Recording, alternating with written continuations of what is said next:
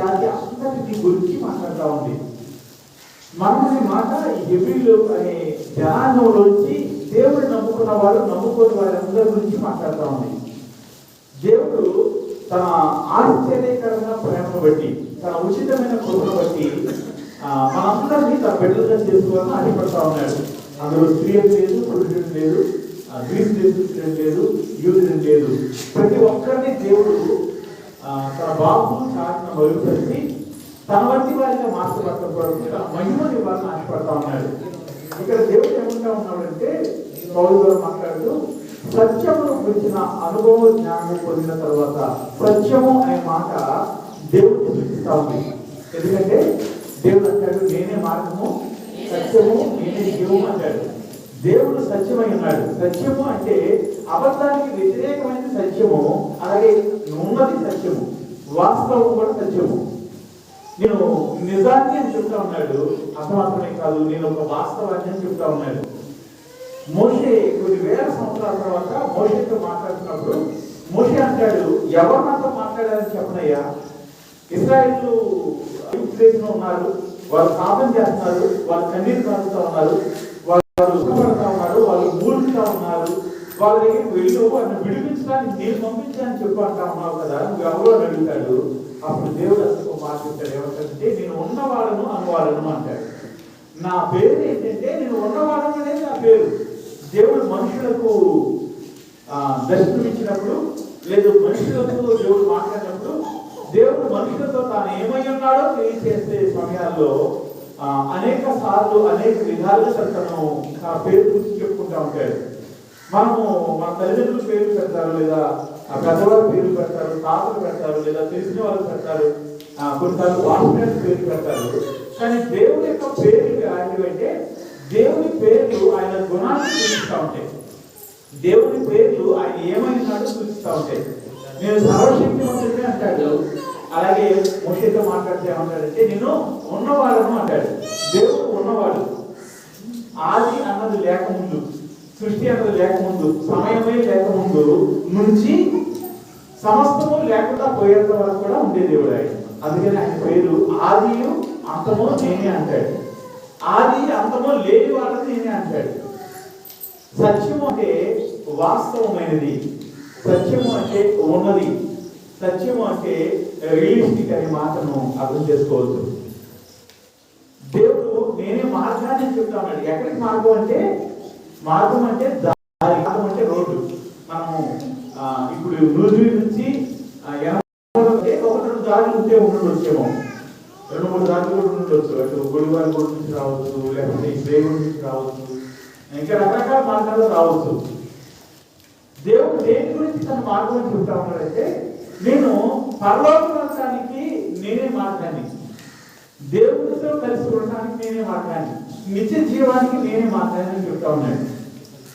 అదే క్రమంలో ఆయన తను సత్యమైన దేవుడిని చెప్తా ఉన్నాడు. ఆయన ముందు ఏ అబద్ధము లేదు. ఎందుకంటే అబద్ధం ఆడువాడు తన తండ్రి అయిన అపవాది యొక్క క్రమాన్ని బట్టి అబద్ధం ఆడుతూ ఉంటాడు.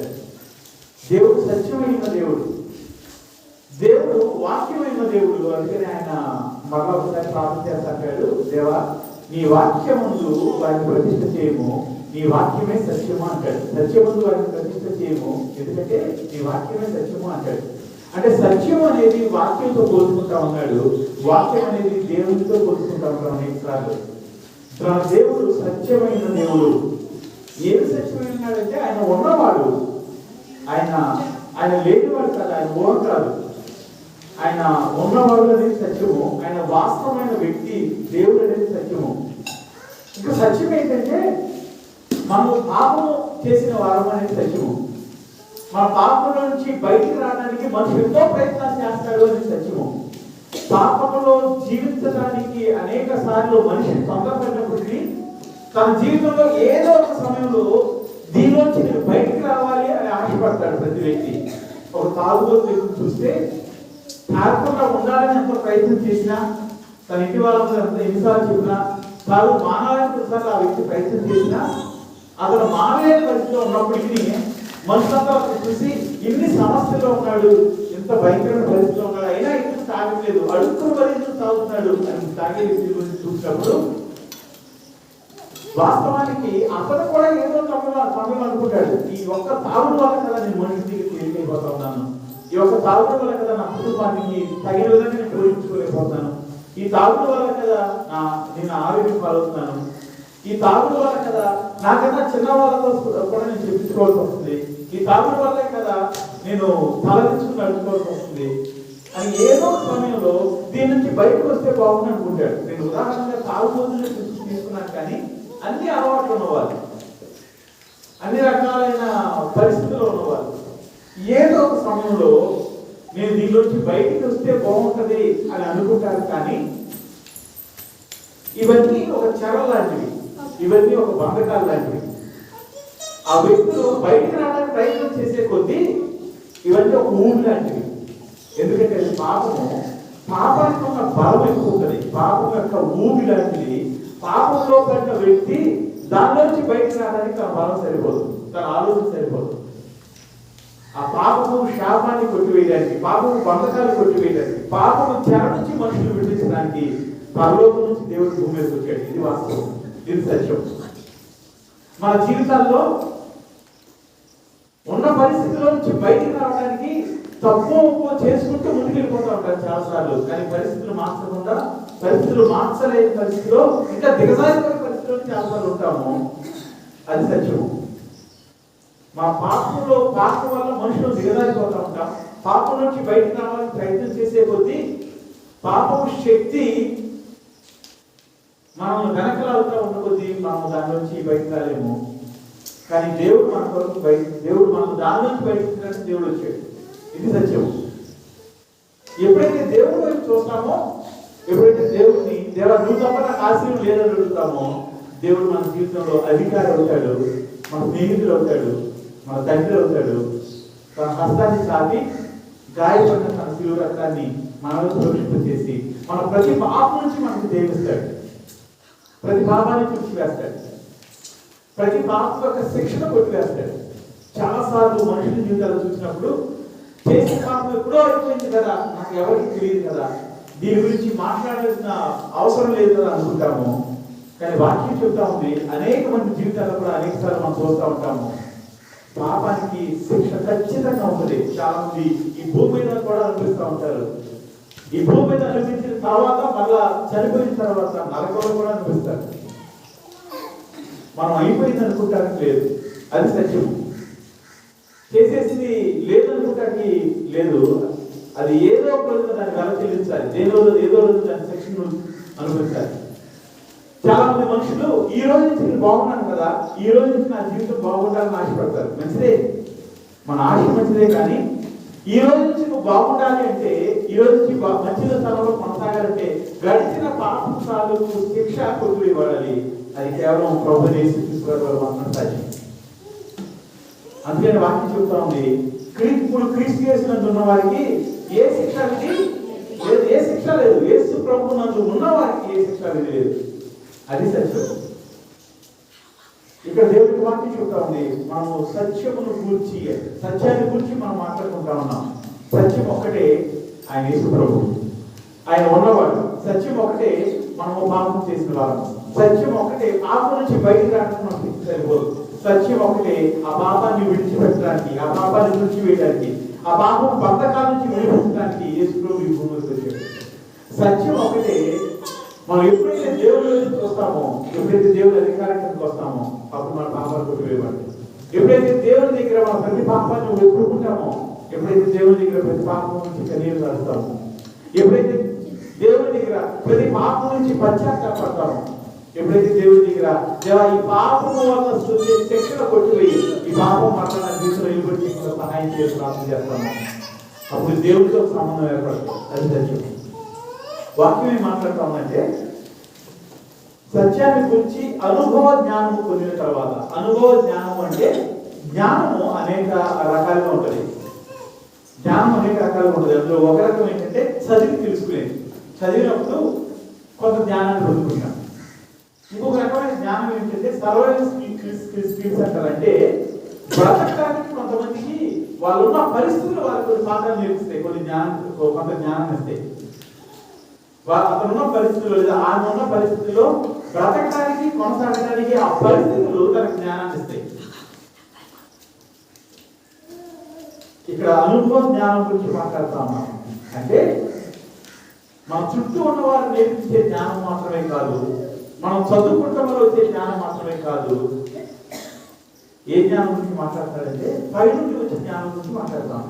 ఇక అనుభవ జ్ఞానం గురించి మాట్లాడతారు. అంటే అనుభవం ద్వారా తెలుసుకున్న పరిస్థితుల గురించి, అనుభవం ద్వారా తెలుసుకున్న జ్ఞానం గురించి మాట్లాడతాం. ఈ అనుభవ జ్ఞానము దేని గురించి అంటే సత్యాన్ని గురించి అనుభవ జ్ఞానం. అనుభవం అంటే ఏదైనా చేస్తే మనకు వచ్చే జ్ఞానం. అనుభవం అంటే చాలాసార్లు కొంతమందికి కాళ్ళ కింద ముళ్ళు గుచ్చుకున్న లేదా దెబ్బ తగిలి ఏడుస్తూ ఉంటే, అరే చిన్న ముళ్ళే కదా లేదా చిన్న దెబ్బే కదా ఎందుకని అలా ఏడుస్తున్నామంటే వాళ్ళు ఏమంటారంటే నా బాధ నేను అనిపిస్తే తెలుసు, నువ్వు అనిపిస్తే తెలుస్తుంది అంటారు. అంటే అవతల వారికి నుంచి అవతల వారి పరిస్థితి మనకి తగిలేదాకా తెలియదు. అలాగే దేవుడి దగ్గర జ్ఞానం ఎలాంటిదంటే అనుభవిస్తే కానీ తెలియదు. ఇప్పుడు దానికి కొన్ని విషయాలు చెప్పాను. పాపం నుంచి బయటికి రావడానికి మన ప్రయత్నాలన్నీ కూడా వ్యర్థము, అది సత్యం. దీని గురించి అనుభవ జ్ఞానం ఏంటంటే మనము దేవుడి దగ్గరికి రాకుండా, దేవుడు లేకుండా నేను మంచిగా ఉండాలని అనేక సార్లు మీరు ప్రయత్నం చేసి ఉంటారు.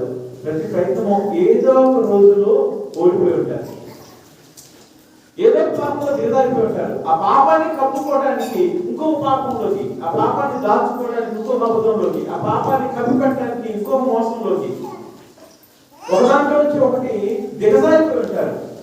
అది అనుభవ జ్ఞానం.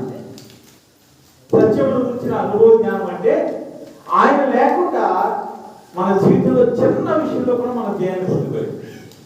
ఆయన లేకుండా మన జీవితంలో పాపం నుంచి మనం విడుదల పొందలేదు. ఆయన లేకుండా ఆయన శక్తి లేకుండా పాపం యొక్క శాపం యొక్క ఉగ్రత నుంచి మనం బయటకు రాలేదు. ఆయన లేకుండా మన జీవితంలో దేంట్లో చేయలేదు. యమస్వాతంలో దేవుడు అంటాడు, నాకు వేరే ఉంటే మీరేమీ చేయలేరు అంటాడు. ఏమంటాడమ్మా? నాకు వేరేగా ఉంటే మీరేం చేయలేరు. మనం ఆయనకు వేరేగా ఉంటే ఏదో చేద్దాం ప్రయత్నం చేస్తాం. అనుభవ జ్ఞానం అనేది వీటన్నిటికీ మనకి ఇచ్చేది. ఇంకా ఒక 2 మాటలు చెప్పాలంటే అనుభవ జ్ఞానం అంటే దేవుడు ఎవరో తెలిసిన తర్వాత, అనుభవ జ్ఞానము పొందిన తర్వాత అంటే దేవుడు ఎవరో తెలిసిన తర్వాత, ఆయన ఏం చేయగలరో తెలిసిన తర్వాత, ఆయన మనం ఎంత ప్రేమిస్తున్నాడో తెలిసిన తర్వాత, ఆయన మన కొరకు ఏం చేశాడో తెలిసిన తర్వాత, ఆయన మన కొరకు తన దేహాన్ని తిరులో అప్పచెప్పాడో తెలిసిన తర్వాత, ఆయన మన కొరకు మొల్ల కిరీటం పెట్టబడటానికి అంగీకరించాడని తెలిసిన తర్వాత, ఆయన మన కొరకు మేకులతో పట్టబడ్డాడని తెలిసిన తర్వాత, ఆయన మన కొరకు ముఖం మీద గొద్దబడ్డాడని తెలిసిన తర్వాత, ఆయన మన కొరకు ముఖం మీద ఉను వేయడానికి అంగీకరించాడని తెలిసిన తర్వాత, ఆయన మన కొరకు అవమానపరచబడటానికి ఒప్పుకున్నాడని తెలిసిన తర్వాత, ఇవన్నీ తెలిసిన తర్వాత అని మాట్లాడుతున్నాం. సత్యమేంటంటే దేవుడి చేత మేలు పొందడానికి, దేవుడు మన వైపు చూడటానికి, దేవుడు మన అంగీకరించడానికి మనలో ఏ మంచి లేదు అనేది సత్యం. మన దేవుడు సత్యమైన దేవుడు. దాని గురించి అనుభవ జ్ఞానాన్ని పొందుకున్న తర్వాత, అంటే దేవుడు ఎవరో తెలిసిన తర్వాత, దేవుడి దగ్గరికి వచ్చిన తర్వాత, నీ పక్షంగా అనేక మంది ప్రార్థన చేసినప్పుడు నువ్వు మేలు పొందుకున్న తర్వాత, నీ పక్షంగా సంఘము కన్నీరు కాచినప్పుడు, నీ పక్షంగా సేవకుడు కన్నీరు కాచినప్పుడు, నీ జీవితంలో ఉన్న పరిస్థితి మారిన తర్వాత, దాని గురించి మాట్లాడుతుంది వాక్యం. చాలాసార్లు మన జీవితంలో పరిస్థితి మారిన తర్వాత దేవుడు ఎవరో తెలియని వాళ్ళగా ఉంటాం. పరిస్థితులు కొంచెం మన ఉన్న పరిస్థితికి కొంచెం మేలుగా తెలియని తర్వాత దేవుడితో ఎలా ఉండాలో మర్చిపోయిన వాళ్ళలో ఉంటాం. చాలా మందిని చూసాము, చాలా మంది చూస్తూ ఉంటాము, చాలా మంది చూడబోతాము కూడా. ఏంటో తెలుసా? దేవుడు కరుణించి మేలు చేస్తే, దేవుడు ఉన్న పరిస్థితి నుంచి లేవనెత్తడానికి ఒక చిన్న మెట్టెక్కిస్తే, దేవుడు ఎవరో లేని వారి చాలాసార్లు మనము దేవుడు విడిపెట్టేస్తాం. ఈరోజు మీరు కూడా జ్ఞాపకం చేసుకోండి, నేను దేవుడిని ఏ సందర్భాల్లో వదిలిపెట్టాను, మనం ఆలోచన చేస్తే నేను దేవుడిని వదిలిపెట్టానా? లేదు లేదు, దేవుడు అంటే నాకు ఇష్టము, దేవుడు అంటే నాకు ప్రేమ, దేవుడిని ఎప్పుడు కళ్ళబడి మర్చిపోను. ఇలాంటి మాటలు చాలా మనం అనుకుంటా ఉంటాం, మనలో మనం కూడా అనుకుంటాం. అనేక మంది చెప్తాం, నేను ప్రార్థన చేసుకోకుండా నేను బయటికి వెళ్ళను, ప్రార్థన చేసుకోకుండా ఇంట్లో నుంచి అడుగు బయట పెట్టను. అనేక విషయాలు మనం శాస్త్రం చెప్తా ఉంటాం, మనుషులతో చెప్తా ఉంటాం. కానీ దేవుడిని విడిచిపెట్టడం అంటే ఏంటి తెలుసా? కనీసం దేవుడి సన్నిధిలో ప్రార్థన చేయడానికి కూడా నీ మనసు రాకపోవడం దేవుడిని విడిచిపెట్టాం. దేవుడిని విడిచిపెట్టడం అంటే ఏంటి తెలుసా? దేవుడికి ఏది ఇష్టం ఉండదో అది చేయడానికి సిద్ధపడతాం. దేవుడికి ఏది ఇష్టం ఉండదో అలాంటి మాటలు మాట్లాడి సిద్ధపడతాం.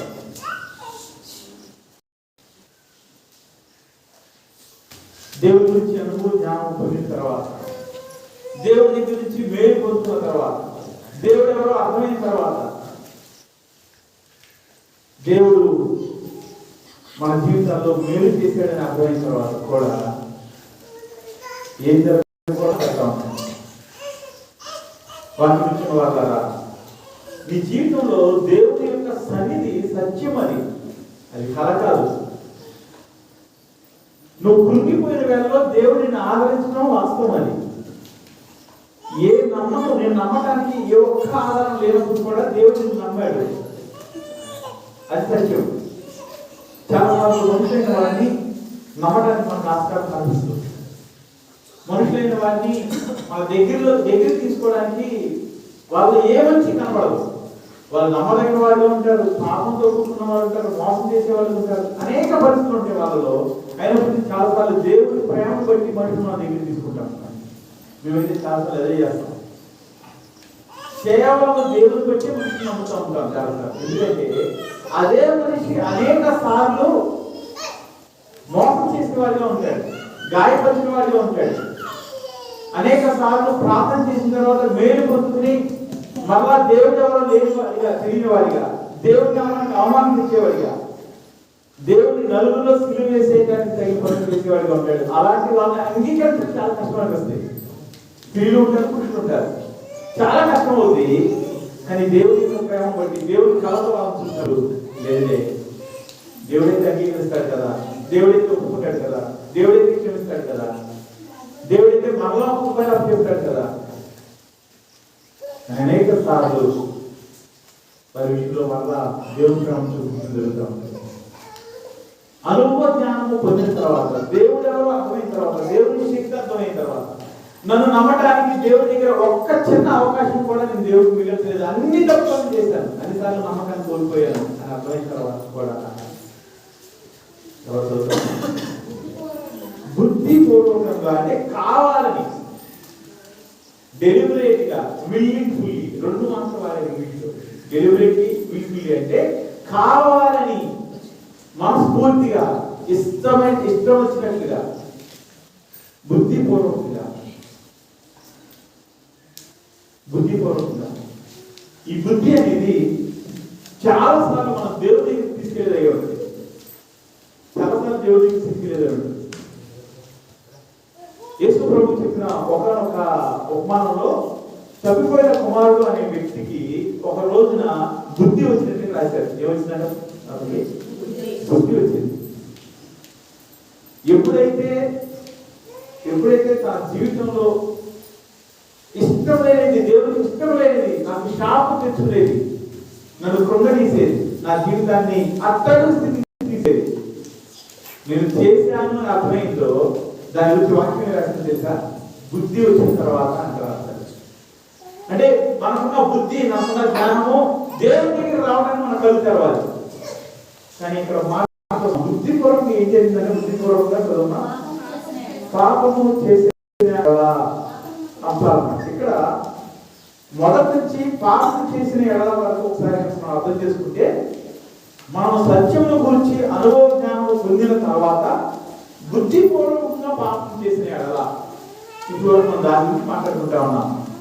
మనము సత్యమును గురించి, అంటే దేవుని గురించి, దేవుని ప్రేమ గురించి, దేవుని యొక్క శిలువ గురించి, దేవుడు మన కొరకు ప్రాయశ్చిత్తంగా అర్పించబడటాన్ని బట్టి గురించి, దేవుడు మనల్ని నమ్మటం గురించి, దేవుడు మనల్ని క్షమించడం గురించి, దేవుడు నా బిడ్డగా ఉండటానికి స్వీకరించడం గురించి, అన్నిటి విషయంలో మన జీవితంలో అనుభవించిన తర్వాత ఏం చేస్తే బుద్ధిపూర్వకంగా పాపం చేస్తే, బుద్ధిపూర్వకంగా పాపం చేస్తే, పాపం అంటే దేవుని దగ్గర నుంచి మనల్ని దూరపరచడానికి శక్తి కలిగింది. మీకు తెలిసిన పాపాలు ఏమన్నాయండి చెప్తారా? పాపం తెలుసా? మీకు చేశారని అడగలేదు. పాపాలు ఏమేమి పాపం దేని రోజు లైన్ ఒప్పుకున్నప్పుడు చెప్తారా? రంగాలు చెప్తారా? అబద్ధ పాపం లేదు, ఇంకా కోపం పాపం, ఇంకా అసూయ పాపం, ఇంకా మీరు చెప్పేది కంటే కేవలం చెప్తున్నారు. తర్వాత అసూయ తర్వాత మోసం పాపం, ఇంకా అని వెనకాల చెప్పుకుంటానికి ముందు కూడా చెప్పచ్చు, మగవాళ్ళు కూడా చెప్పచ్చు. దొంగతనం పాపం, ఇంకా విగ్రహాల పాపం, ఇంకా కల్పించడం పాపం, ఇంకా గొడవ పాపం, ఆధ్యాత్మిక పాపం అనేది నిజానికి పాపం అంటే మనకు చాలా తెలుసు. కావాలి ఏంటంటే కూడా తెలుసు, కానీ వెంటనే పాపం అంటే ఏంటి చాలాసార్లు వెంటనే చెప్పలేదు చదువుతుంది మనం. మీరు చెప్పిన పాపాలన్నీ చూస్తే అవన్నీ చేసేవి ఎక్కువ ఉన్నాయి. విగ్రహారాధన చేసేది, మోసం చేసేది, దొంగతనం చేసేది, ఇవి చేసేవి ఎక్కువగా కనబడతా ఉన్నాయి. పాపాన్ని 3 రకాలుగా మనం విభజించుకోవచ్చు. ఒకటి మనం చేసే చూడటం, చేయటం, దాంట్లో పాల్గొనడం, ఉండటం, చేసేవి ఉంటాయి. కొన్ని ఆలోచించే ఉంటాయి. అంటే కనబడే విధంగా కొన్ని ఉంటాయి, కనబడని కొన్ని ఉంటాయి. కనబడని రహస్యంగా చేసేవి కొన్ని ఉంటాయి, మనసులో చేసేవి కొన్ని ఉంటాయి. ఏ పాపమైనా సరే బుద్ధిపూర్వకంగా దేవుడు తెలిసిన తర్వాత, దేవుడు నా కొరకే శిలువలో మరణించాడని తెలిసిన తర్వాత, నన్ను విడిపించడానికి ఆ పరిశుద్ధుని రక్తం అవసరమైందని తెలిసిన తర్వాత, దేవాని రక్తం చేత నన్ను కడుగు అన్నప్పుడు మన హృదయంలో ఒక మార్పు వచ్చింది. అది చూసిన తర్వాత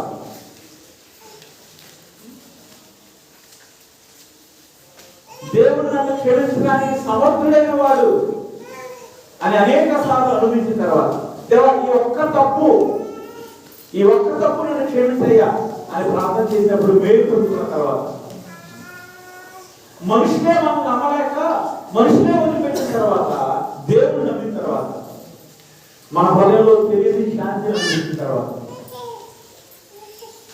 బుద్ధిపూర్వకంగా పాపం చేసి ఏ పాపమైన పాపం కావచ్చు. పాపాన్ని ఒక్క మాటలో ఎవరు చెప్తాను, రాజ్యాంగ పాపం అంటే ఏది చేయొద్దు అది చేస్తే పాపము. పాపం చేస్తే దేవుడు చెప్తాము, బుద్ధిపూర్వకంగా పాపం చేసినాడు అమ్మా. పాపములకు మరి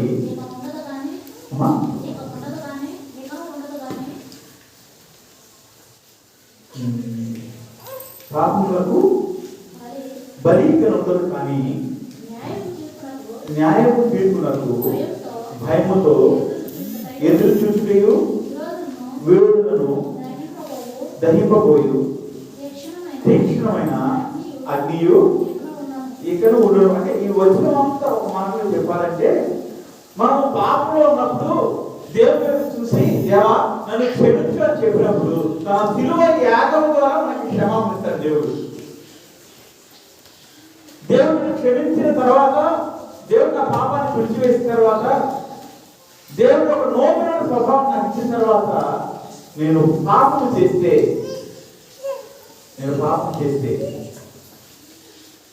వ్యభిచారం చేస్తే, మోసం చేస్తే, అబద్ధాలు ఆడితే, పోట్లాడితే, ఇందాక మీరు ఏదైతే చెప్పారో వాటిలో ఏ ఒక్కటి చేసినా దేవుడు అంటాడు బలి ఉండదు.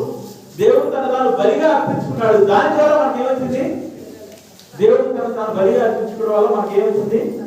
మనకి క్షమాపణ వచ్చింది.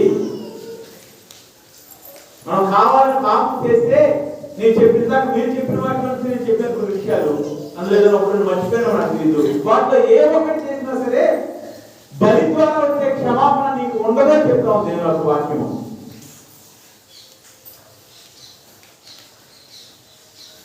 ఏ శిలువ బలి ద్వారా దేవుడు మనం క్షమించాడో, క్షమాపణ ఇచ్చిందో, పాపాలు తుడిచివేయబడియో, ఏ శిలువ బలియాగము ద్వారా దేవుడు మనలను తన కుమారుడిగా కుమార్తెని అంగీకరించాడో, ఏ శిలువ బలియాగం ద్వారా మనకు ఒక నూతన స్వభావం వచ్చిందో, ఏ శిలువ బలియాగం ద్వారా మనం ఒక శాంతితో నింపబడ్డామో, ఏ శిలువ బలియాగం ద్వారా పరలోకపు రాజ్యపు వారసత్వంగా మార్చబడ్డామో, ఏ శిలువ బలియాగం ద్వారా దేవుడికి తండ్రి అని ప్రార్థన చేస్తా ఉన్నామో, ఈ బుద్ధిపూర్వకంగా పాపం చేస్తే, కావాలని పాపం చేస్తే, అంటే కావాలని పాపం చేయడం అంటే నీ ద్వారా పాపం జరిగితే, పాపం అంటే ఏంటంటే చెప్పారు కొన్ని మాటలు.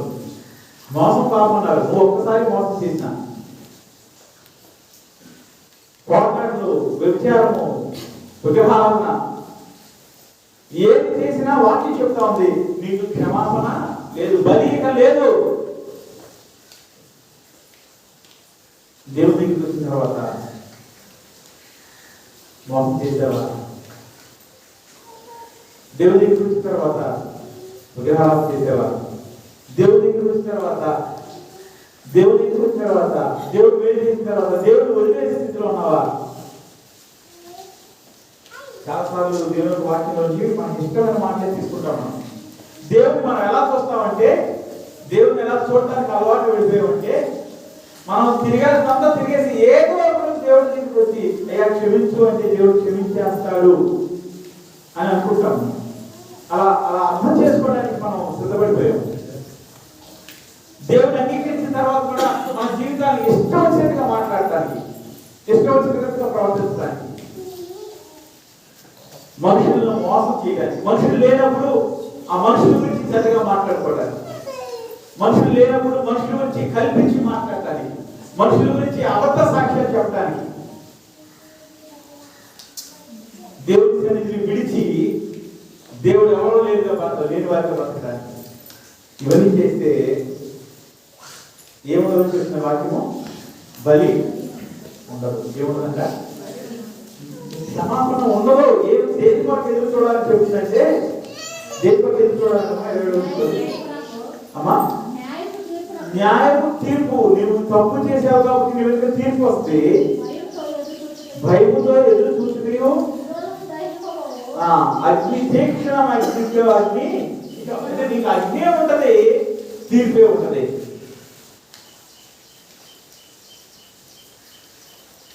ఈ మాటలు విన్నప్పుడు ఈ భయానికి ఇది సత్యము,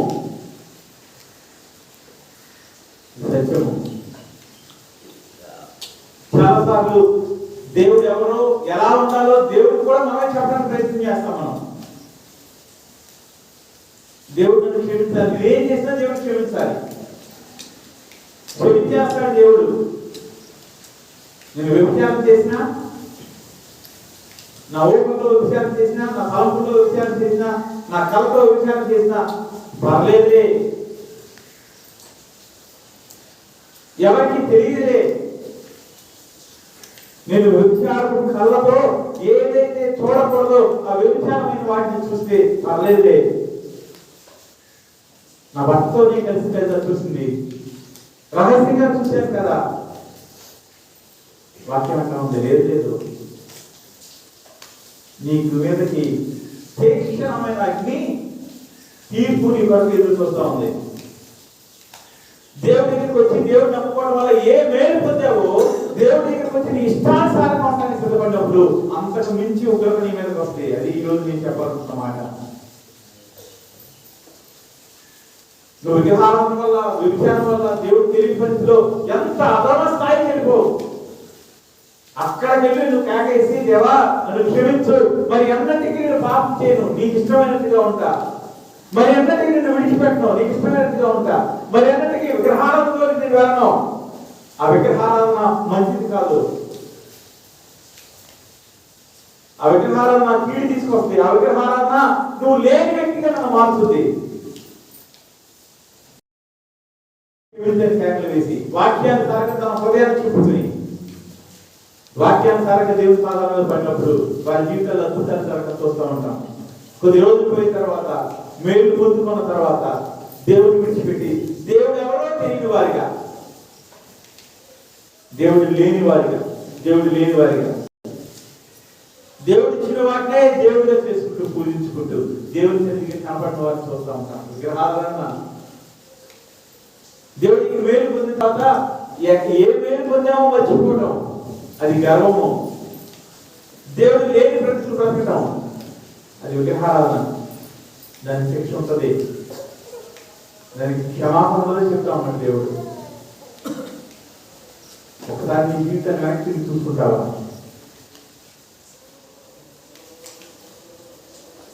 ఎన్నిసార్లు దేవుడికి విరోధమైన పనులు చేశావు? ఎన్నిసార్లు దేవుడికి విరోధమైన వాటికి నీ జీవితంలో చోటించావు?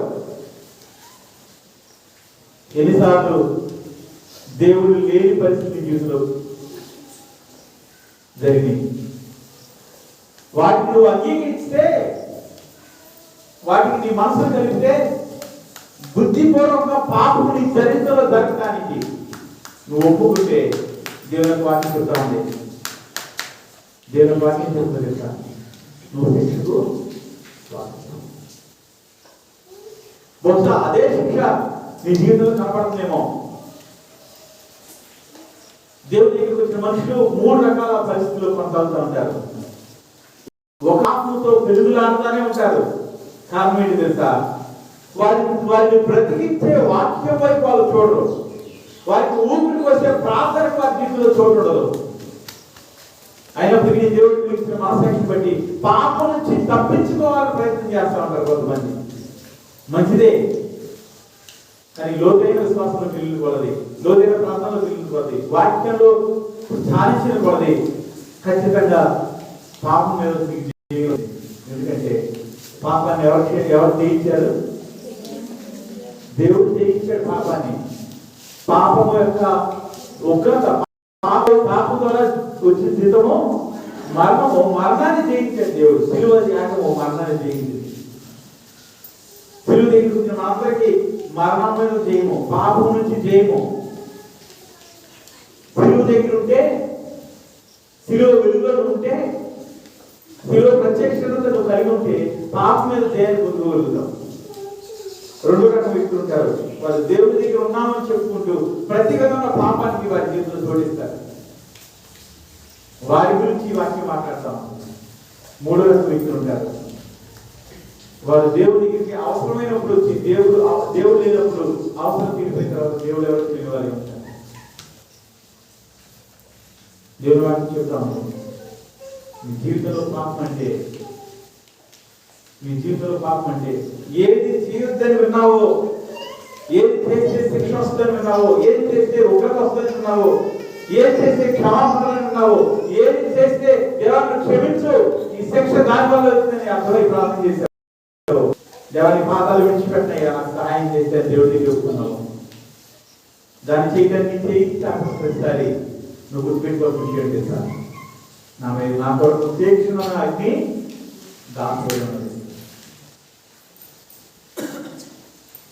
ఈరోజు వాక్యం వచ్చిన వాళ్ళరా, ఇక్కడ ఉన్న వాళ్ళు చాలా మంది మారు మనసు రక్షణ కోరుతున్న వారు కనపడతా ఉన్నారు. చాలా కొద్ది మంది విశ్వాసంలో ఎదిగిన పరిస్థితుల్లో కనపడతా ఉన్నారు. ఒక్క విషయం అర్థం చేసుకోవాల్సిన ఏం తెలుసా? యేసయ్య సత్యమైన దేవుడు, ఆయన ఉన్న దేవుడు. మనము పాపమయగా మన కొరకు ఆయన ప్రాణం పెట్టాడు, అది సత్యం.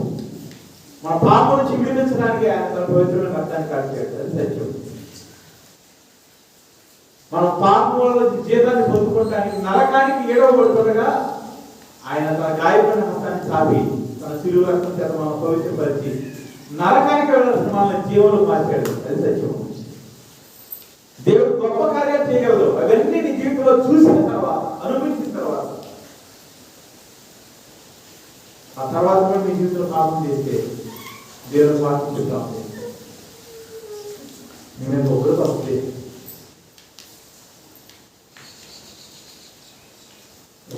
దేవుని వాక్యం మాట్లాడతా ఉంది. మరలా ఆ సిలువ మీద దేవుని యొక్క గాయాలు రేపిన వాడు నీవే, బాహాటంగా సిలువ వేసిన వాడు నీవే. నువ్వు దేవునికి వాక్యం మాట్లాడతావు.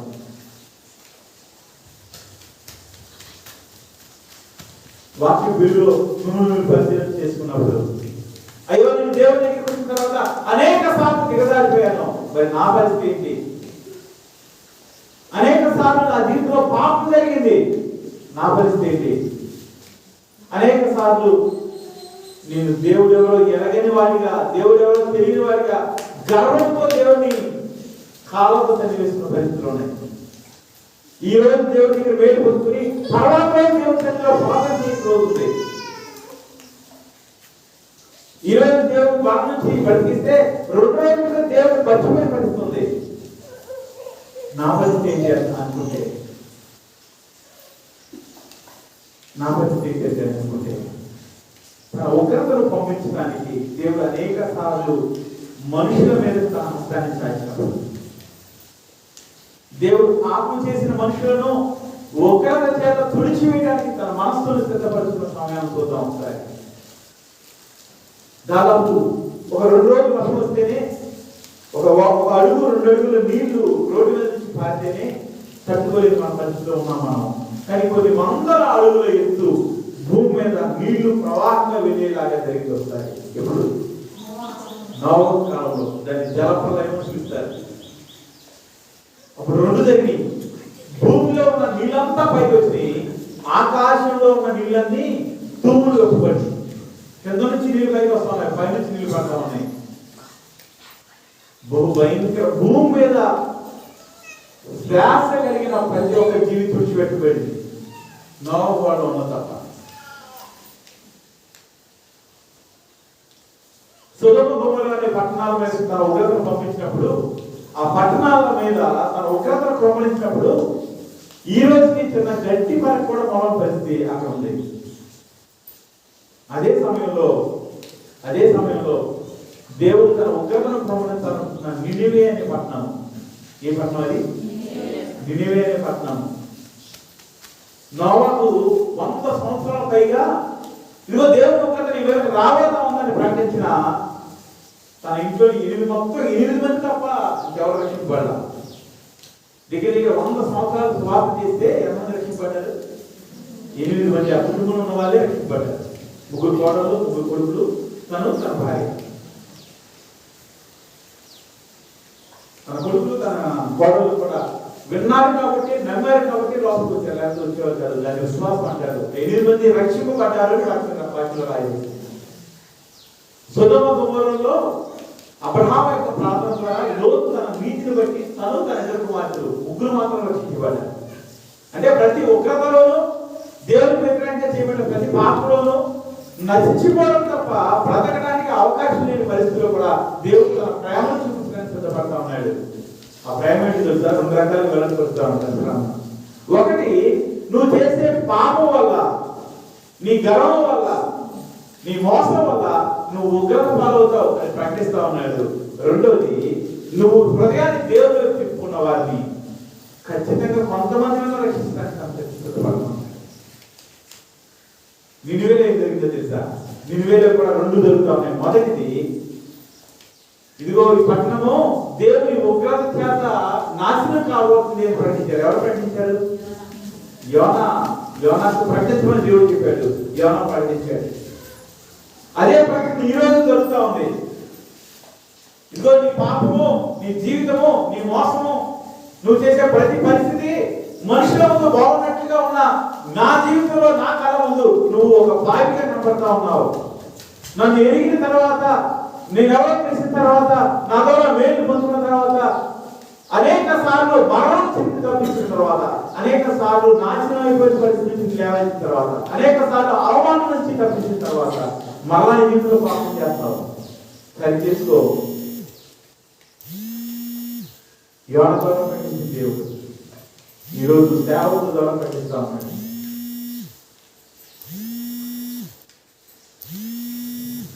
యోన ప్రకటించినప్పుడు నినివే పట్టణంలో రాజు మొదలుకుని సామాన్యుల వరకు ఏం చేశారు? గోని పట్ట పెట్టుకుని ఉపవాసం ఉండి బూడిదలో కూర్చుంది తమ పాపాలను పశ్చాత్తాపడ్డారు. వాక్యం ఇచ్చిన వాళ్ళారా, దేవుడి గొప్పతనం అర్థమైన వాళ్ళారా, యేసు ప్రభు దేవుడు, యేసు ప్రభు నా కొరకు వచ్చాడని అంగలాచిన వాళ్ళారా, నీ జీవితంలో ఏ పాపన జరిగిందని నీకు అర్థమైతే అది ఒప్పుకోవడానికి నాకు ఉగ్రవద్దు, నాకు శాపం వద్దు, నా మీదకి నా బిడ్డల మీదకి ఆ కన్నీరు కాస్త పరిస్థితి రాకూడదు అని అనుకుంటే నినివేలో వాళ్ళు చేసింది పశ్చాత్తాపడింది, కన్నీరు కాచింది, ఉపవాసం అని ఈ రోజు చేయడానికి సిద్ధపడుతుంది. దేవుడు ఖచ్చితంగా నేను క్షమిస్తాడు.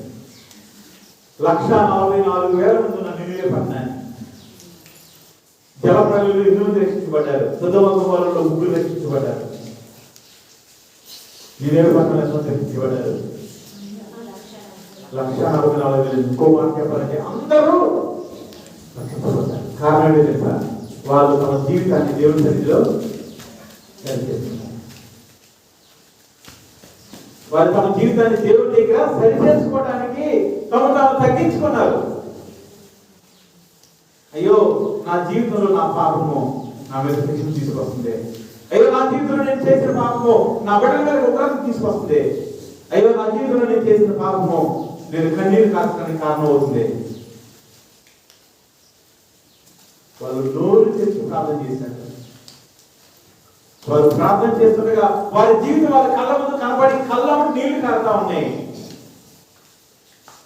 ఎంత ఉగ్రత నా మీదకి వచ్చేటప్పుడు, నన్ను ప్రేమించే దేవుడు, నా పక్షంగా కార్యాలు చేసే దేవుడు ఆయనని గాయపడుతున్నప్పుడు నేను ఎలా ఆహారించగలను అని ఉపవాసం ఉన్నాను.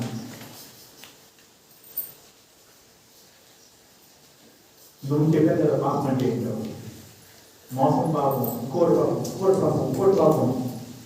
ఇన్ని చేసిన, ఎన్నిసార్లు వాక్యం అన్నా ఇంకా ప్రశాంతంగా కన్నీరు కాల్చలేకుండా, ఒప్పుకోలేకుండా, అయ్యో నన్ను బట్టే నా కుటుంబంలో ఈ శ్రమ, నన్ను బట్టే నా బిడ్డలకి కన్నీరు, నన్ను బట్టే నా బిడ్డలకి అవమానము, నన్ను బట్టే నా బిడ్డల జీవితంలో శాంతి ఏర్పడింది.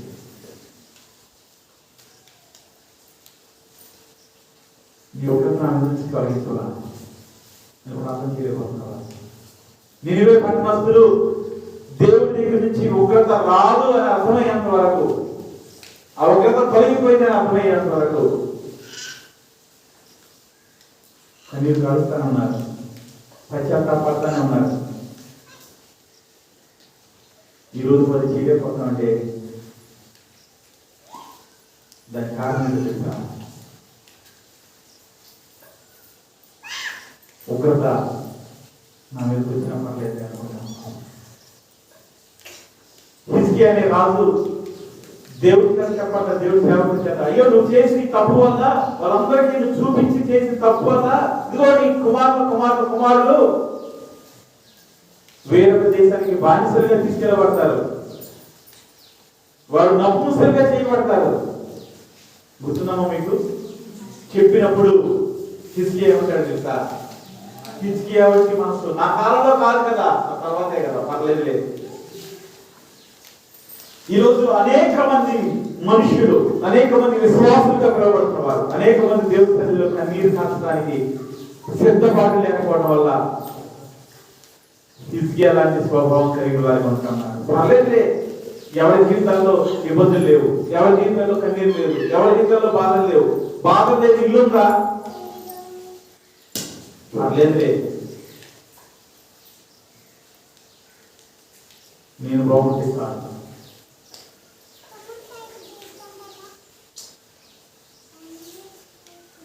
దేవుడికి నేను సిద్ధపడతావా? అయ్యా నన్ను క్షమించు, నీ ద్వారా అనేక మేలు పొందించావా, నీ సన్నిధిలో